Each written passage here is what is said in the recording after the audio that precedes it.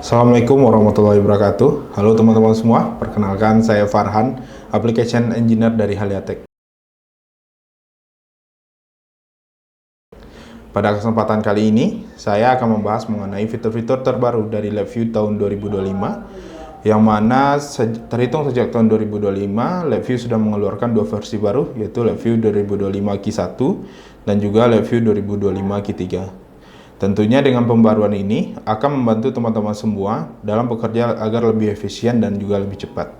Yuk kita bahas aja. Oke, kita langsung saja masuk ke fitur pertama. Itu fitur pertama adalah Nigel. Di sini saya coba buka program sampel yang sudah saya bikin.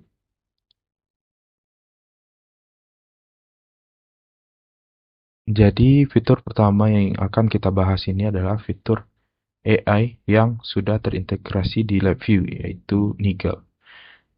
Nigel merupakan salah satu AI yang bisa kita gunakan untuk membantu kita dalam proses development program atau baik itu menanyakan alur program yang akan kita butuhkan ataupun fungsi-fungsi yang ada pada LabVIEW.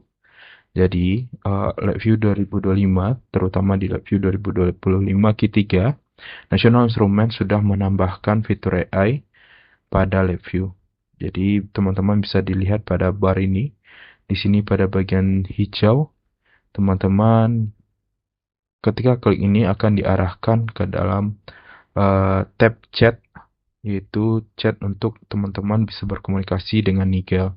Jadi saya klik di sini.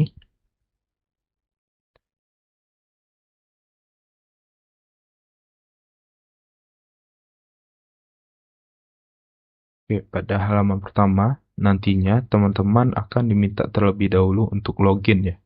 Jadi teman-teman perlu login terlebih dahulu untuk bisa mengakses tampilan chat ini. Jadi di kolom chat di tampilan chat ini teman-teman bisa menanyakan terkait fungsi-fungsi pada LabVIEW yang serasa teman-teman belum mengerti. Seperti itu. Misal saya ingin bertanya apakah itu cluster.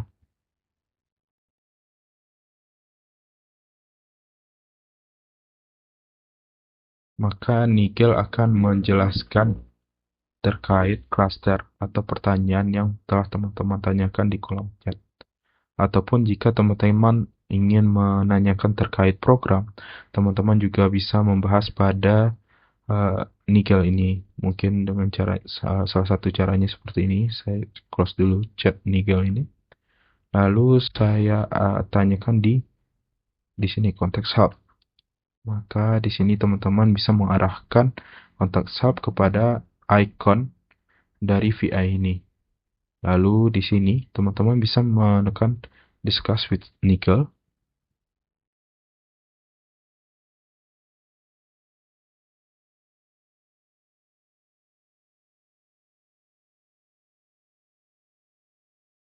Maka nanti otomatis ya Nickel akan menampilkan bentuk dari program teman-teman, yaitu contohnya seperti ini, dan dengan judulnya itu describe this VI. Saya contohkan lagi ya.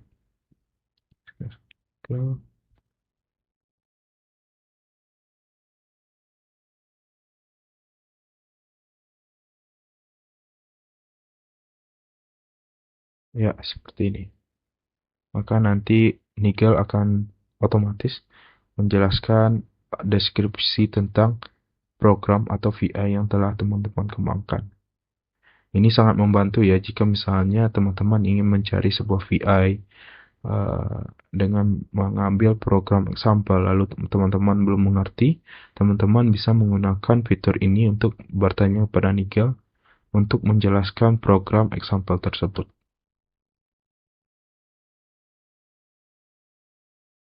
Lalu pada fitur kedua adalah tampilan debug yang baru ya.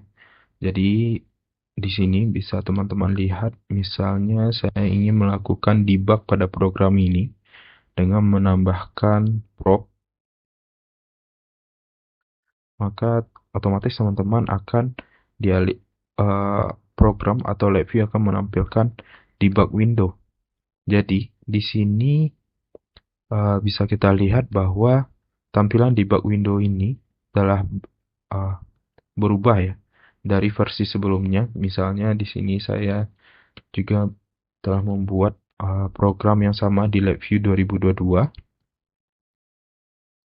Ini yang saya kecilkan.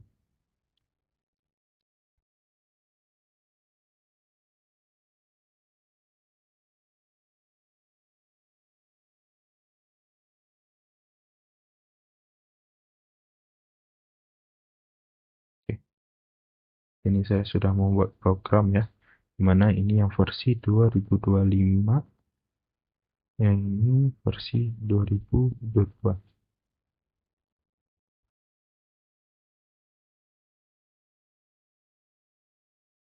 Dan ini adalah debug window untuk versi 2025, sedangkan ini versi lama di 2022.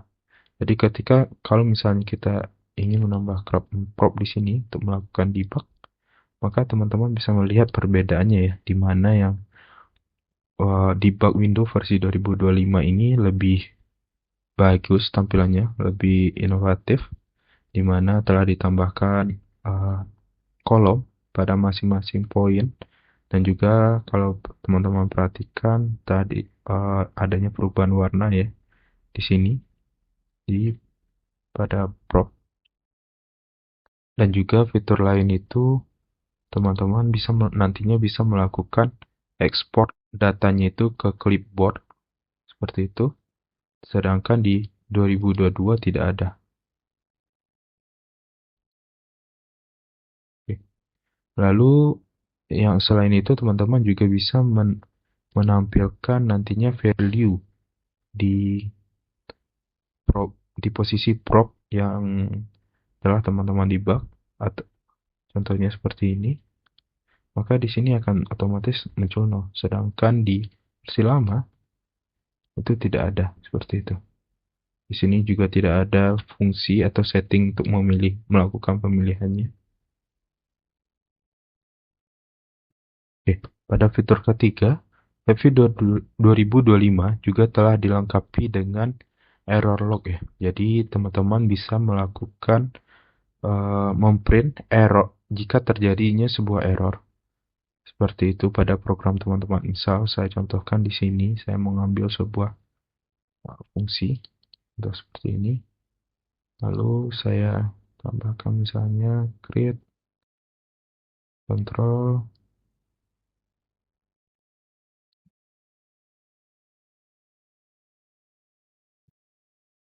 dan ini. Jadi di sini programnya sudah bisa jalan ya.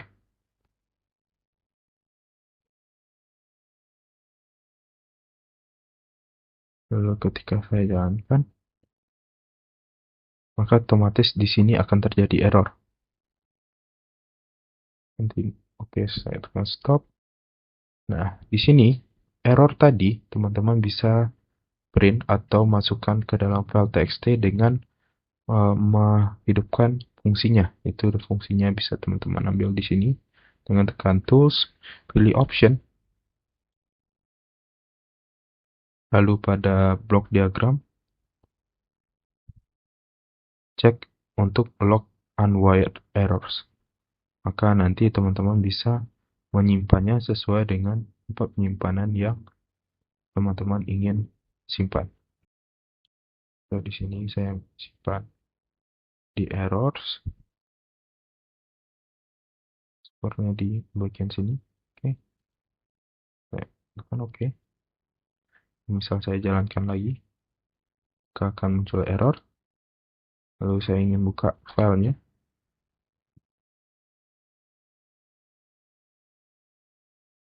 Error.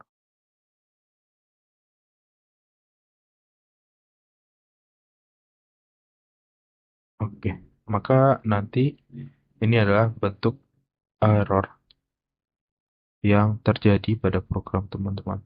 Jadi ini sangat membantu ya dalam teman-teman misalnya sudah melakukan development program, lalu sudah membentuk program ini dalam bentuk exe misalnya, dan ketika exe itu dijalankan dan terjadi error, teman-teman bisa mengecek dari error log ini, apakah error yang terjadi, seperti nanti node-nya berapa, kode errornya berapa, dan deskripsi errornya seperti apa, lalu waktunya seperti apa. Jadi fungsi ini sangat membantu teman-teman dalam proses development. Sekian yang bisa saya jelaskan. Jika teman-teman ingin tahu lebih lanjut, dapat hubungi kami di sales@haliatech.com atau kunjungi website kami di haliatech.com. Haliatech, build to innovate.